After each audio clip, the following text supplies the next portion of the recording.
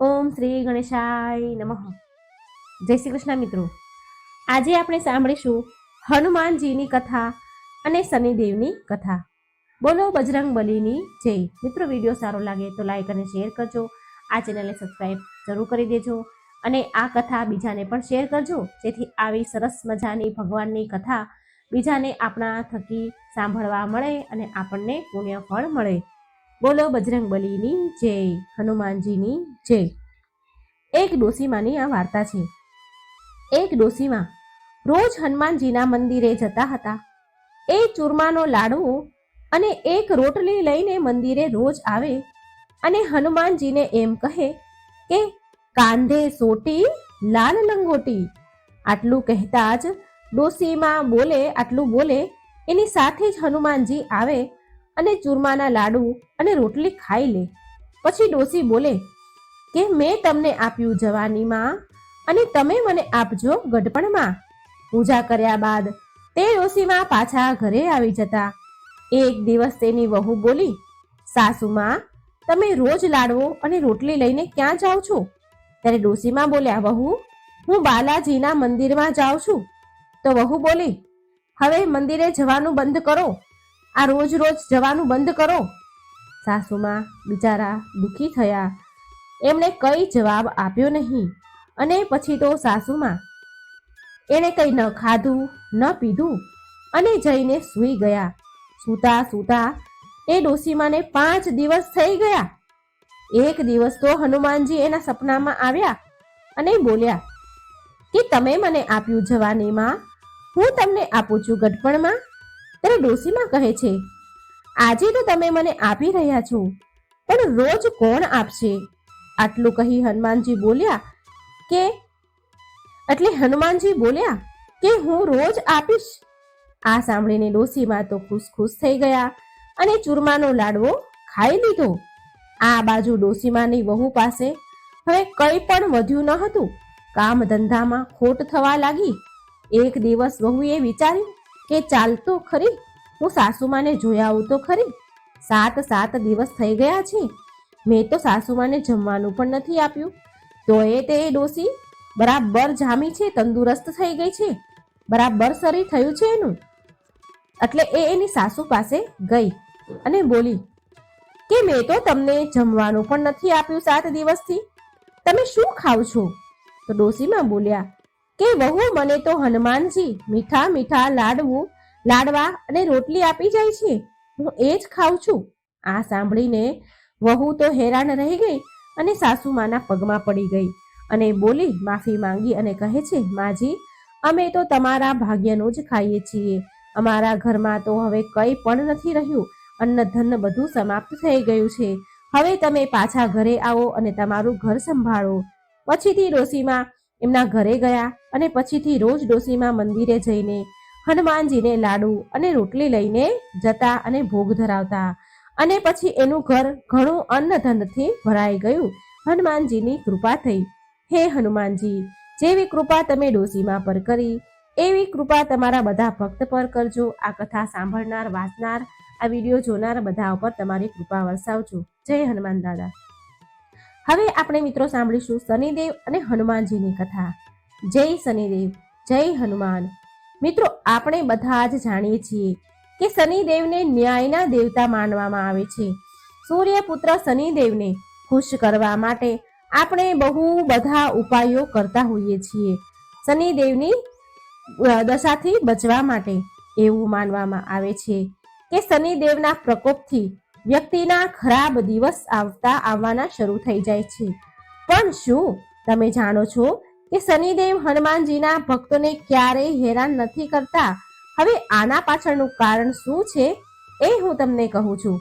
જ્યારે રાવણના પુત્ર મેઘનાથનો જન્મ થયો હતો એ સમયે આકાશમાં શનિદેવનો બહુ પ્રભાવ હતો અને શનિદેવના આ પ્રભાવના કારણે મેઘનાથના અમર થવાનો યોગ તો ખતમ જ થઈ ગયો હતો. આ વાત જાણીને રાવણને ખૂબ ક્રોધ આવ્યો. રાવણ બહુ મોટો યોગી હતો. ક્રોધમાં આવેલ રાવણે તેના યોગના બળ દ્વારા શનિદેવને લંકામાં કેદ કરી લીધા.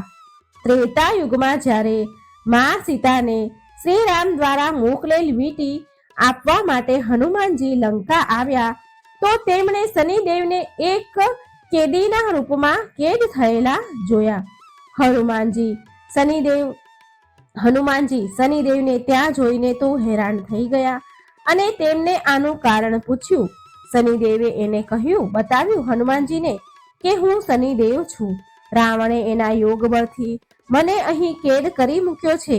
શનિદેવે હનુમાનજીને ત્યાંથી છોડાવવા માટે આગ્રહ કર્યો, વિનંતી કરી. ત્યાર પછી જ્યારે હનુમાનજીએ શનિદેવને રાવણથી મુક્તિ અપાવી તો શનિદેવ ખુશ થઈ ગયા અને હનુમાનજીને વરદાન માંગવા માટે કહ્યું. ત્યારે હનુમાનજીએ કહ્યું કે કળિયુગમાં જે પણ મારો ભક્ત હશે અને મારી આરાધના કરશે તો તમે તેને ક્યારેય પણ અશુભ ફળ નહીં આપો.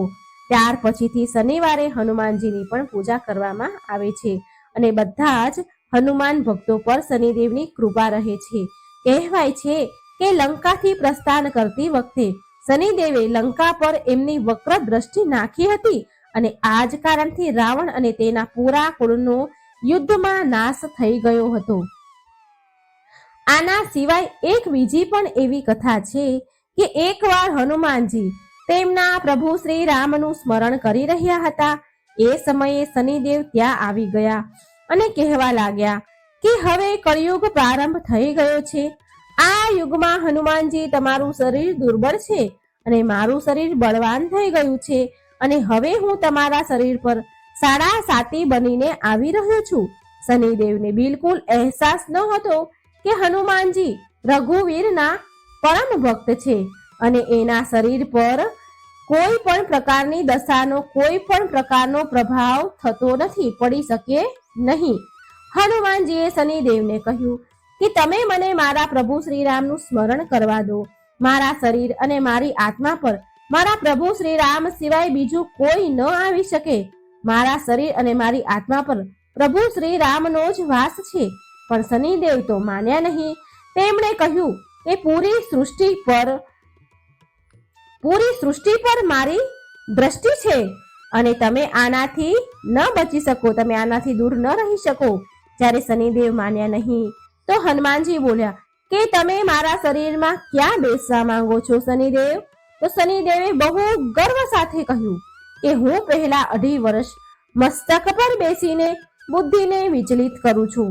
બીજા 2.5 વર્ષ હૃદયમાં બેસીને હું મનુષ્યને અભદ્ર દુષ્ટ બનાવી દઉં છું અને છેલ્લા 2.5 વર્ષ હું પગમાં બેસીને તેને ભટકાવું છું. અને શનિદેવના માન્યા નહીં અને હનુમાનજીના મસ્તક પર આવીને બેસી ગયા. તો હનુમાનજીએ એમના માથા ઉપર એક પર્વત મૂકી દીધો. આ જોઈ શનિદેવ ગભરાઈ ગયા અને તેમણે કહ્યું, હનુમાનજી તમે આ શું કરી રહ્યા છો? હનુમાનજીએ જવાબ આપ્યો કે હું મારી ખંજવાળ મટાડી રહ્યો છું, મને ખંજવાળ આવી રહી છે. આમ કહીને હનુમાનજીએ એક બીજો પર્વત એના માથા ઉપર મૂક્યો. તો શનિદેવ બોલ્યા, હનુમાનજી તમે આને ઉતારો, હું તમારી વાત માનવા તૈયાર છું. તો ફરી હનુમાનજીએ એક ત્રીજો પથ્થર તેમના માથા ઉપર મૂકી દીધો. હવે શનિદેવ ગભરાઈ ગયા અને બોલ્યા કે હું ક્યારે તમારી આસપાસ પણ નહીં આવું. તો ફરી પાછા હનુમાનજીએ એક ચોથો પર્વત તેમના માથા ઉપર મૂક્યો. હવે શનિદેવને કંઈ સમજાતું ન હતું. શનિદેવ હનુમાનજીને કહેવા લાગ્યા કે હું ન ક્યારેય તમને હેરાન કરીશ અને ન તમારા ભક્તોને હેરાન કરીશ. મિત્રો, આ જ કારણ છે કે હનુમાનજીના ભક્તોને શનિદેવ ક્યારેય હેરાન નથી કરતા. મિત્રો, જો તમે પણ હનુમાનજીની આરાધના કરો છો તો તમારે પણ શનિદેવથી ભયભીત થવાની જરૂર નથી. શનિદેવ એમની કૃપા તમારા પર હંમેશા રાખશે. જય શનિદેવ. શનિદેવની એક અન્ય કથા. એક ગામમાં એક બ્રાહ્મણ તેના પરિવાર સાથે રહેતો હતો. એકવાર જ્યારે તે સૂઈને ઉઠ્યો તો એ બહુ ચિંતામાં હતો. તે તેના પત્નીને પૂછે છે, એટલે તેની પત્નીએ એને પૂછ્યું. જ્યારે બ્રાહ્મણ ઉઠ્યા તો ચિંતામાં હતા તો એની પત્નીએ પૂછ્યું કે તમે સવારમાં કઈ ચિંતામાં ડૂબ્યા છો? શું ચિંતા છે? તો બ્રાહ્મણ બોલ્યા કે આજકાલ મને સપનામાં રોજ એક વ્યક્તિ નીલા એટલે કે વાદળી કપડાં પહેરેલા દેખાય છે અને કહે છે કે હું તને લાગીશ. આ સાંભળી તેની પત્ની બોલી, અરે આ તો શનિદેવ છે અને તમારા ઉપર શનિની દશા લાગવાની છે. હવે જ્યારે એ તમારા સપનામાં આવે ને તો તમે એમ કહેજો કે લાગી જાઓ, પણ સવા પહોરથી વધારે હા ન ભરતા, હા ન કહેતા. બીજા દિવસે બ્રાહ્મણને રાતમાં એવું જ સપનું આવ્યું. એટલે બ્રાહ્મણ બોલ્યા લાગી જાઓ. તો શનિદેવ બોલ્યા બ્રાહ્મણ, હું 7.5 વર્ષ સુધી લાગીશ. બ્રાહ્મણ બોલ્યા નહીં મહારાજ, આ તો મારાથી સહન નહીં થાય. તો શનિદેવ બોલ્યા ઠીક છે, તો 5.5 વર્ષ માટે લાગીશ. તો બ્રાહ્મણ દેવ બોલ્યા નહીં મહારાજ, નહીં, હું આ સહન નહીં કરી શકું. તો શનિદેવ ફરી બોલ્યા કે તો 2.5 વર્ષ લાગીશ. એટલે બ્રાહ્મણ બોલ્યા મહારાજ, આ પણ મારાથી સહન નહીં થાય. આમ કરતા કરતા શનિદેવ બોલ્યા સવા પહોર માટે તો તારે મારી દશા સહન કરવી જ પડશે. પછી બ્રાહ્મણ હા પાડે છે. અને સવાર ઉઠીને બ્રાહ્મણે તેની પત્નીને બધી વાત કહી અને બોલ્યા કે મને સવા પહોરની દશા લાગી છે. તું મને સોનાના 2 સિક્કા આપી દે. હું જંગલમાં જઈશ, ત્યાં બેસી અને પૂજા પાઠ કરીશ અને સમય પૂરો થવા પર પાછો આવી જઈશ. તું ઘરે જ રહેજે, બાળકોને પણ બહાર ન જવા દેતી, કોઈની સાથે ઝઘડો પણ ન કરતી. આમ કહી બ્રાહ્મણ જંગલમાં ચાલ્યા ગયા. ત્યાં પૂજા પાઠ કરવા લાગ્યા. 1 પહોર તો આમ વીતી ગયો. બ્રાહ્મણે વિચાર્યું કે 1 પહોર તો વીતી ગયો, હવે થોડી જ વારમાં આ બીજો જે સમય બાકી છે એ રસ્તામાં જ કપાઈ જશે. આમ વિચારીને એ બ્રાહ્મણ ઘર તરફ આગળ વધ્યા. પરંતુ શનિની દશાથી કોણ બચી શક્યું છે? શનિદેવે રસ્તામાં તરબૂચનું ખેતર મૂકી દીધું. બ્રાહ્મણ વિચારે છે કે બાળકો માટે તરબૂચ લઈ જાઉં. બ્રાહ્મણે તરબૂચના જે ખેતરના માલિક હતા એને અવાજ આપ્યો, બોલાવ્યા, પણ એ માળી આવ્યો નહીં. તો બ્રાહ્મણે 1 સોનાનો સિક્કો ત્યાં મૂકી દીધો અને 2 તરબૂચ તોડી લીધા અને તેના થેલામાં મૂકીને આગળ વધ્યા. શનિદેવ રાજાના સૈનિકોના વેશમાં આવ્યા. રાજાના સૈનિકોનો વેશ ધર્યો અને આવ્યા અને બોલ્યા બ્રાહ્મણ, આ તારા થેલામાં શું છે? બ્રાહ્મણ બોલ્યા કે તરબૂચ છે, તરબૂચ તોડીને લાવ્યો છું મારા છોકરાઓ માટે. સૈનિક બોલ્યા ખોલીને બતાવો. જેવા બ્રાહ્મણ થેલો ખોલે છે કે તરબૂચની જગ્યાએ રાજાના છોકરાના માથા દેખાયા. એ સૈનિકો બ્રાહ્મણને પકડીને રાજા પાસે લઈ ગયા અને કહ્યું કે આ બ્રાહ્મણે તમારા બંને પુત્રને મારી નાખ્યા છે. આ થેલામાં એમના માથા છે. રાજાના તો હોશ ઉડી ગયા. રાજા બોલ્યા આ બ્રાહ્મણને ફાંસી પર લટકાવી દો. બ્રાહ્મણને ફાંસી દેવાની તૈયારી થવા લાગી. તો બ્રાહ્મણ બોલ્યા કે મારે પૂજા પાઠ મને કરી લેવા દો, પછી તમે મને ફાંસીએ ચડાવી દેજો. આ મારી છેલ્લી અંતિમ ઈચ્છા છે.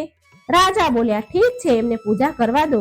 હવે બ્રાહ્મણની દશાનો જે થોડો સમય બાકી વધ્યો હતો એ પૂજા પાઠમાં પૂરો થઈ ગયો. એટલામાં રાજાના બંને છોકરા શિકાર રમવા ગયા હતા, તો એ રમીને પાછા આવી ગયા અને એને જોઈને રાજા તો હેરાન થઈ ગયા. એમણે વિચાર્યું કે આ શું, મારા છોકરા તો જીવતા છે. રાજાએ બ્રાહ્મણની ફાંસી રોકી દીધી અને બોલ્યા કે બ્રાહ્મણ, તમે આ શું જાદુ ટોના કર્યું છે? બ્રાહ્મણ બોલ્યા મહારાજ, મેં કોઈ જાદુ નથી કર્યું. આ તો મારા ઉપર શનિની દશા લાગી હતી અને આ જ કારણથી, આ જ પરિણામથી આવું બધું મારી સાથે બન્યું. આ બધું એનું જ પરિણામ છે. રાજાએ પૂછ્યું કે દશા લાગે તો શું ઉપાય કરવો જોઈએ? બ્રાહ્મણ બોલ્યા કે જો રાજાને શનિની દશા લાગે તો કાળા હાથીનું દાન આપવું જોઈએ. કોઈ શેઠને કે કોઈ સાહુકારને દશા લાગે તો કાળા ઘોડાનું દાન કરવું જોઈએ. સાધારણ ગ્રહસ્થ મનુષ્યને દશા લાગે તો એમને કાળા કૂતરાને તેલથી ચોપડેલી રોટલી આપવી જોઈએ. પીપળાના ઝાડને પાણી રેડવું જોઈએ અને કથા વાર્તા કરવી જોઈએ. પછી રાજાએ બ્રાહ્મણને છોડી દીધા. બ્રાહ્મણ ઘરે પહોંચ્યા તો એની પત્નીએ પૂછ્યું કે થેલામાં શું છે? તો બ્રાહ્મણ બોલ્યા કે તરબૂચ લાવ્યો છું બાળકો માટે. પત્નીએ થેલો ખોલીને જોયું તો તરબૂચની જગ્યાએ ધન ભર્યું હતું. પત્નીએ પૂછ્યું કે આટલું બધું ધન ક્યાંથી લાવ્યા? તમને તો શનિની દશા લાગી હતી ને? બ્રાહ્મણ બોલ્યા જ્યારે દશા લાગી હતી તો તરબૂચની જગ્યાએ રાજાના દીકરાના માથા થઈ ગયા હતા અને ફાંસી પર ચડવાની તૈયારી થઈ હતી. અને જ્યારે દશા ઉતરી તો તરબૂચની જગ્યાએ ધન થઈ ગયું છે. તરબૂચ ધનમાં ફરી ગયા છે. હે શનિ મહારાજ, જેવી દશા બ્રાહ્મણની દશા લાગી હતી ત્યારે થઈ હતી એવી દશા કોઈના ઉપર ન કરતા, અને જેવી દશા બ્રાહ્મણની દશા ઉતરી ત્યારે થઈ હતી એવી કૃપા બધા ઉપર કરજો. બોલો શનિ મહારાજની જય. ભગવાન શિવ પણ શનિની વક્ર દ્રષ્ટિથી નતા બચી શક્યા. ભગવાન શિવ પર પણ પડી હતી શનિદેવની વક્ર દ્રષ્ટિ.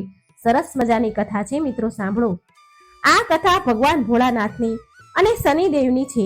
એક સરસ કથા લઈને હું આવી છું મિત્રો. શનિદેવને ન્યાયના દેવતા કહેવાય છે. પોતાના જીવનકાળમાં દરેક વ્યક્તિને શનિદેવની વક્ર દ્રષ્ટિનો સામનો કરવો જ પડે છે.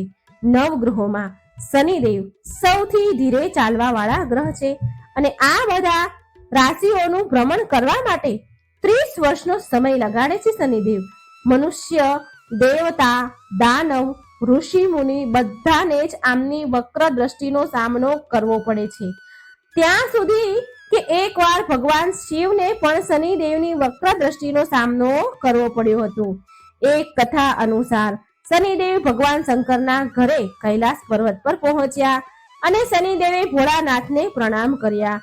ભોળાનાથ બોલ્યા, બોલો શનિદેવ, કેવી રીતે અહીં આવવાનું થયું? તો શનિદેવ બોલ્યા, સમયના ચક્ર અનુસાર કાલે મારી વક્ર દ્રષ્ટિ તમારા ઉપર પડવાની છે, એટલે કે કાલે હું તમારી રાશિમાં ભ્રમણ કરીશ. શનિદેવની વાત સાંભળીને ભોળાનાથ હેરાન થયા અને પૂછ્યું કે શનિ, તમે ક્યાં સુધી મારી રાશિ પર રહેશો? ત્યારે શનિદેવ બોલ્યા, પ્રભુ, સવા પહોર સુધી તમારી દ્રષ્ટિ તમારા પર મારી દ્રષ્ટિ રહે. સવા પહોર સુધી મારી દ્રષ્ટિ તમારા ઉપર રહેશે. આમ કહી શનિદેવ ભોળાનાથને પ્રણામ કરી અને ચાલ્યા ગયા. હવે મહાદેવ મૂંઝાયા, વિચાર કરવા લાગ્યા કે મારે શનિની વક્ર દ્રષ્ટિથી બચવું પડશે. જો મારા ઉપર શનિની વક્ર દ્રષ્ટિ પડશે તો દેવો શું વિચારશે? મહાદેવ એક યોજના બનાવે છે કે કાલે સવારે હું શનિના આવતા પહેલા જ કૈલાસ છોડીને મૃત્યુલોક પર ચાલ્યો જઈશ અને કંઈક એવું કરીશ કે શનિની વક્ર દ્રષ્ટિથી હું બચી જઈશ.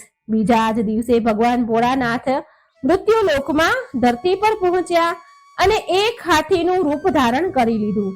હાથીના રૂપમાં મહાદેવને આખો દિવસ રહેવું પડ્યું. આમ તેમ ભટકતા ભટકતા એમણે જ્યારે એક નગરમાં પ્રવેશ કર્યો તો લોકો ડરવા લાગ્યા, ગભરાવા લાગ્યા અને હાથીને ભગાડવા લાગ્યા. હાથીના રૂપમાં જ એમને જળ અને અન્ન વધુ ભોજન ગ્રહણ કરવું પડ્યું. દિવસ ઢળ્યો. મહાદેવ વિચારે છે કે ચાલો, આજે તો દિવસ પૂરો થઈ ગયો, વીતી ગયો. હું શનિની વક્ર દ્રષ્ટિથી બચી ગયો છું. હવે તો કૈલાસ પર પાછો ચાલ્યો છું.